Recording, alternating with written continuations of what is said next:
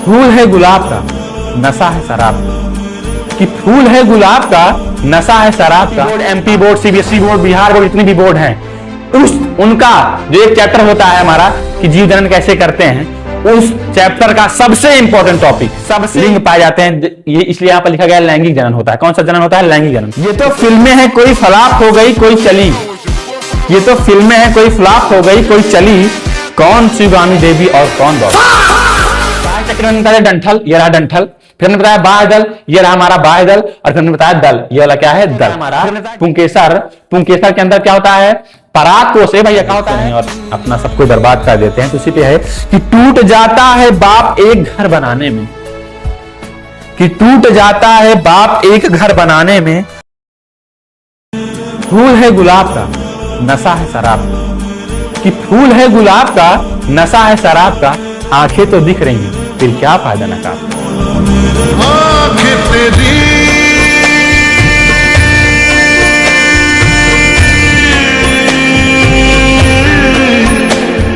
तो hello warriors, कैसे हैं आप लोग? आई होप आप लोग बहुत अच्छे होंगे, स्वस्थ होंगे, मस्त होंगे और बोर्ड को फोड़ने में लगे होंगे। तो बता दें, पूरे UP board, MP board, CBSE board, Bihar board, जितनी भी बोर्ड हैं, उनका जो एक चैप्टर होता है हमारा कि जीव जनन कैसे करते हैं, उस चैप्टर का सबसे इंपॉर्टेंट टॉपिक पुष्प की संरचना, उसको लेकर के हम आ गए हैं। ये हाई स्कूल, इंटर, जितने भी क्लास के हैं, सारे बच्चों के लिए है। ज्यादा से ज्यादा शेयर करें और बने रहें तेजी के साथ। चैप्टर को हम खत्म कर देते हैं 10 से 15 मिनट में। तो हमारा चैप्टर का जो टॉपिक है क्या है? पुष्प की संरचना। क्या भैया?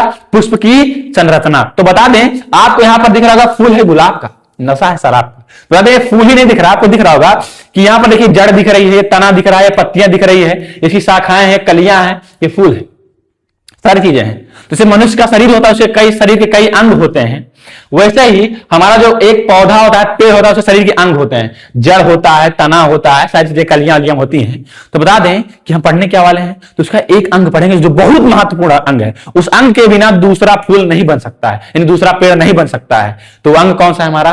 पुष्प। ये जो पुष्प दिख रहा है, इसके बिना दूसरा पुष्प नहीं बनेगा। तो आज हम देखेंगे, क्या देखेंगे? पुष्प की संरचना। ए भैया, किसी संरचना देखेंगे? पुष्प की संरचना देखेंगे। चलिए देखते हैं, सिंपल सा। हम बता दें कि पुष्प की संरचना से चलिए आपको लिखना है कि पुष्प है क्या।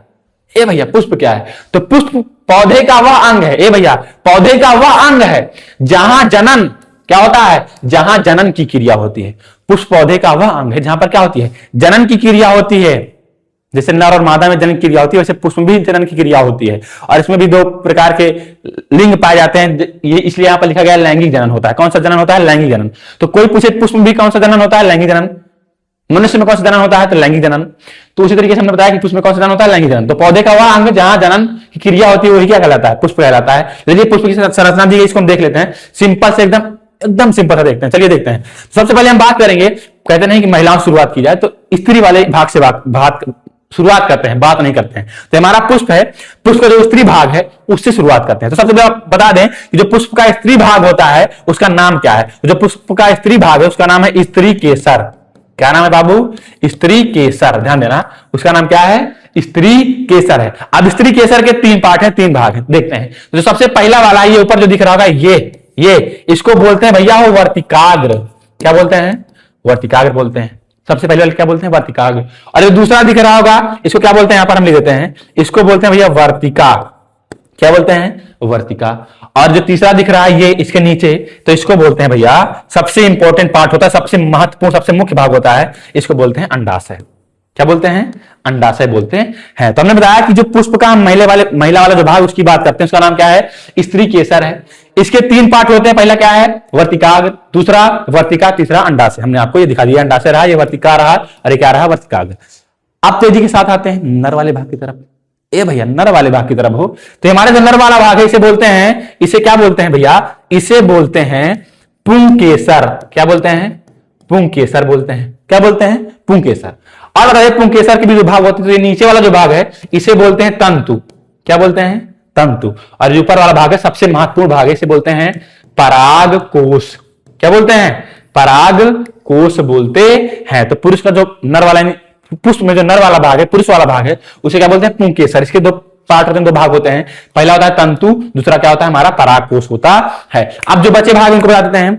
तो इसकी बात करें तो जो हमारा एकदम बढ़िया सा लाल लाल गुलाबी कलर दिख रहा है, पता नहीं लाल है कि गुलाबी साला आखियां, हमको लगता है मोतिया बिंद हुआ है, लेकिन ऐसा कुछ नहीं हुआ है। ये कलर वाला लड़कियों को ही चूज करना चाहिए, हमको तो नहीं आता है चूज करना। तो बता देंगे शायद लाल या गुलाबी जो कलर हो। तो ये बता देंगे क्या है, इसको बोलते हैं दल। क्या बोलते हैं, इसका नाम क्या है, दल। ये सहायक अंग है।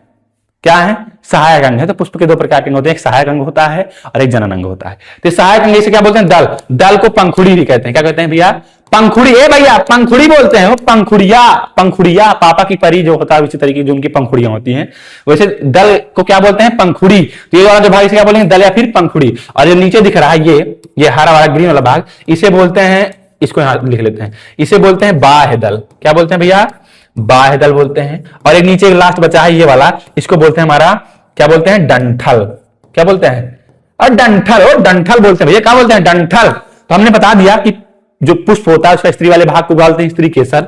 इसका पहला भाग वर्तिकाग्र, दूसरा ये वर्तिकाग्र, ये हमारा वर्तिका हो गया, ये हमारा क्या है, अंडाशय। फिर हमने बताया इसका नर वाला भाग होता है बोलते हैं पुंकेसर। तो सबसे महत्वपूर्ण भाग इसका होता है परागकोश पहला, दूसरा होता है हमारा तंतु। फिर हमने बताया ये जो गुलाबी वाला पार्ट दिख रहा है सहायक अंग, इसे बोलते हैं दल या फिर पंखुड़ी, और इस वाले को बोलते हैं बाह्य दल। और जो नीचे ये है इसको क्या बोलेंगे, डंठल। क्लियर, एकदम क्लियर हो गया, क्रिस्टल क्लियर। अब आगे बढ़ते हैं। आगे वही चीजें जो हमने बताई वही इसको हमने चित्र के रूप में दिखा दिया। ये स्त्री केसर वाला भाग है, इसको बोलते हैं वर्तिकाग्र, ये हमारा वर्तिका ये वाला है, और ये क्या है भैया, अंडाशय, आपको दिख रहा होगा। फिर ये पुरुष वाला भाग इसे बोलते हैं पुंकेसर, ये हमारा परागकोश है, ये हमारा क्या है, तंतु है, हमने दिखा दिया। ये हमारा क्या है, दल जिसे पंखुड़ी बोलते हैं, ये हमारा क्या है, बाह्य दल, और ये वाला क्या है, डंठल है। ठीक, ये आपके एनसीईआरटी बुक का ही चित्र है। अब आगे बढ़ते हैं भैया, आगे वही जो हमने बताया वही यहाँ पर लिखा, आप लोग ध्यान से देखेंगे। क्या देखेंगे कि वर्तिकाग्र का क्या काम होता है, वर्तिका क्या काम होता है, स्त्री केसर क्या काम होता है, पुंकेसर का क्या काम होता है, सारी चीजें हमने बता दी। देखो हमने लिखा एग्जाम में कैसे लिखना है। तो पुष्प, ए भैया पुष्प हो, पुष्पा याद आ गया। अब मुझे एक शायरी याद आ गई तो आप सुनाते हैं, देखिएगा। पुष्पा से रिलेटेड एक शायरी कहते हैं पुष्पा, पुष्पराज झुकेगा नहीं साला, शायरी है। एक हाफी करके शायर है, उनकी है कि जिंदगी कोई सिनेमा नहीं, यहाँ जख्म होगा दुखेगा नहीं। फिर से सुनिएगा कि जिंदगी कोई सिनेमा नहीं, यहाँ जख्म होगा दुखेगा नहीं, आदमी कोई पुष्पा है क्या जो झुकेगा नहीं। ये तो फिल्में हैं कोई फ्लॉप हो गई कोई चली, ये तो फिल्में हैं कोई फ्लॉप हो गई कोई चली, कौन शिवानी देवी और कौन बाबा। तो बस प्यारी सारी थी। अब आगे बढ़ते हैं, आपको मजा ही होगी। चलिए देखते हैं कि क्या कह रहे हैं कि पुष्प पादप का एक जनन अंग है। जो पुष्प है क्या है, पादप का एक जनन अंग है, और यहाँ पर लैंगिक जनन की क्रिया होती है। यह फल के निर्माण में सहायक होता है। पुष्प के बिना फल का निर्माण नहीं हो सकता है बाबू, पुष्प के बिना फल का निर्माण नहीं हो सकता है।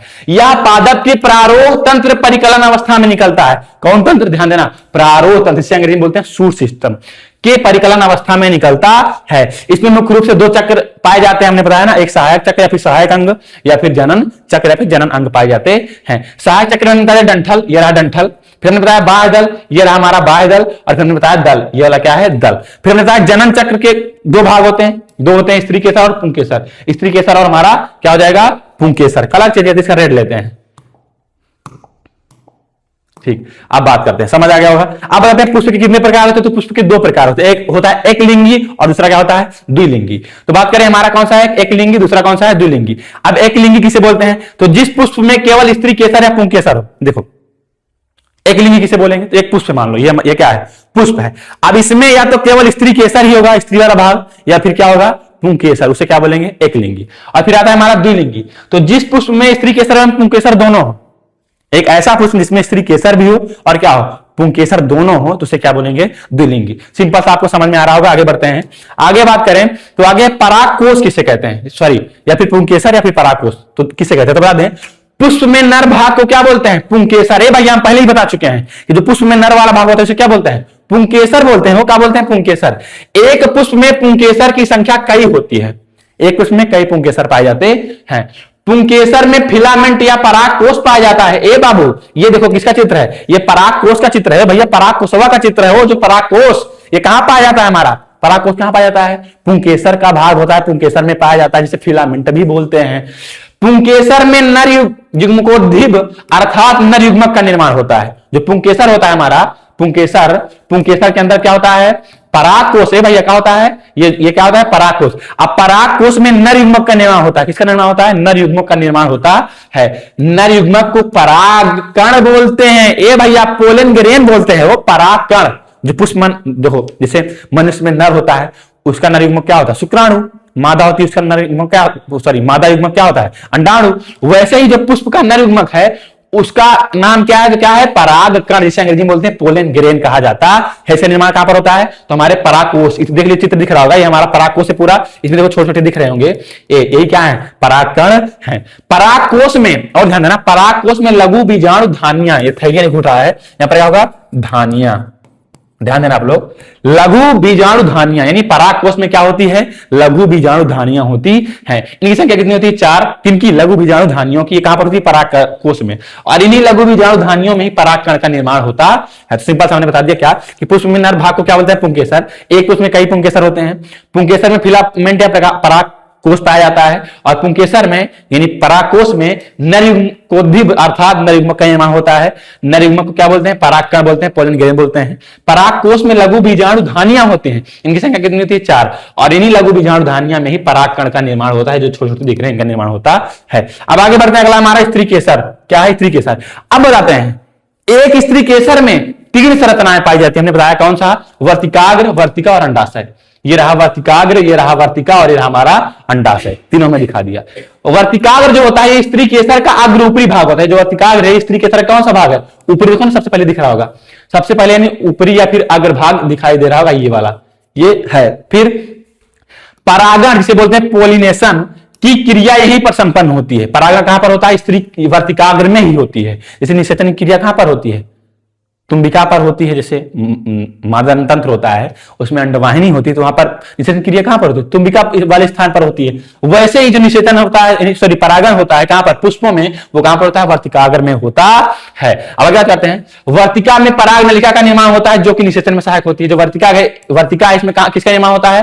पराग नलिका। आपको दिख रहा है नलिका के आकार की संरचना ये दिख रहा है, यही पराग नलिका का निर्माण होता है, जो निषेचन में सहायक होता है। फिर बात करते हैं अंडाशय की। तो अंडाशय स्त्री केसर का सबसे मुख्य भाग होता है। हमने बता दिया है पहले ही कि जो अंडाशय होता है स्त्री केसर क्या है? सबसे मुख्य भाग होता है। इसमें बीजांड पाया जाता है। ये देखो हमारा अंडाशय है, और जो बीच में दिख रहा होगा संरचना है क्या है? हमारा अंडाशय। हम आपको बड़े वाले चित्र में दिखाते हैं, बड़े वाले में। ए बाबू देखिए, ये रहा, ये जो आपको दिख रहा होगा ये रेड वाली संरचना है क्या है? हमारा बीजांड होता है।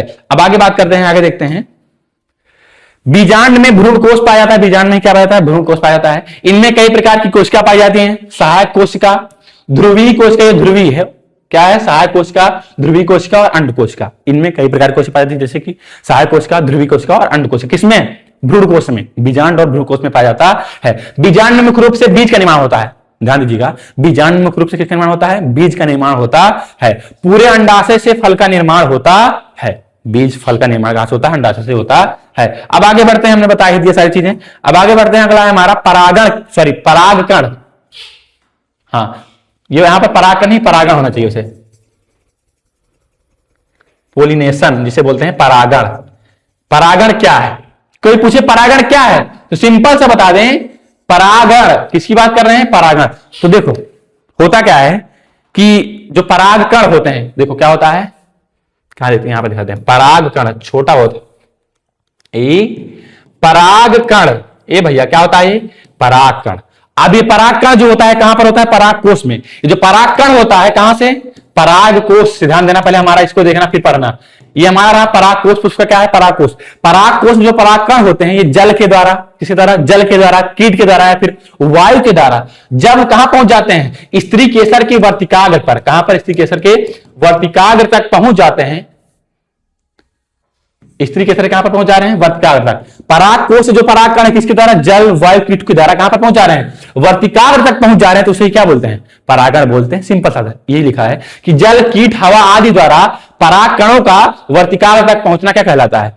परागण कहलाता है। ये परागण कहलाता है। अब परागण कितने प्रकार होते हैं?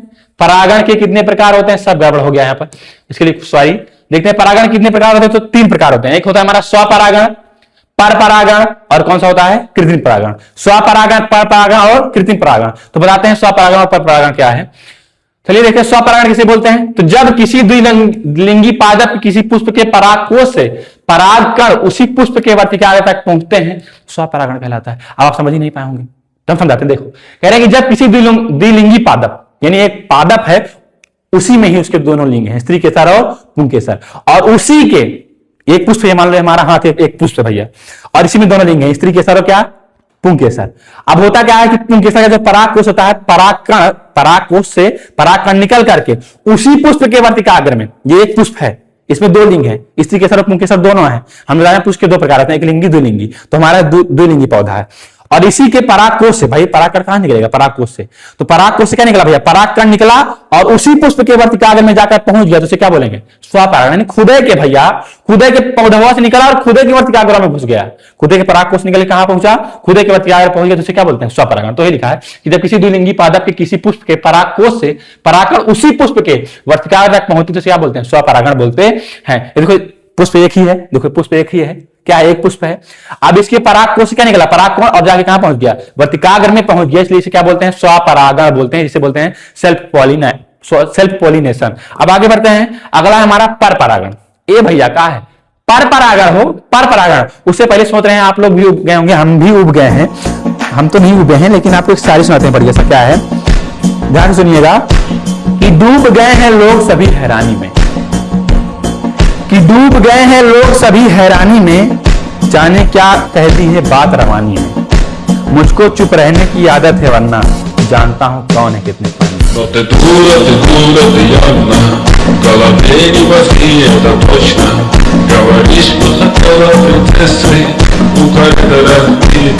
सारी चीजें पता होती है लेकिन इंसान चुप हो जाते हैं, कुछ कठिनाइयां होती हैं, कुछ कह सकते हैं कुछ चीजों को ध्यान में रखना होता है कि यहाँ पर नहीं बोला जाता है, यहाँ पर बोला जाता है।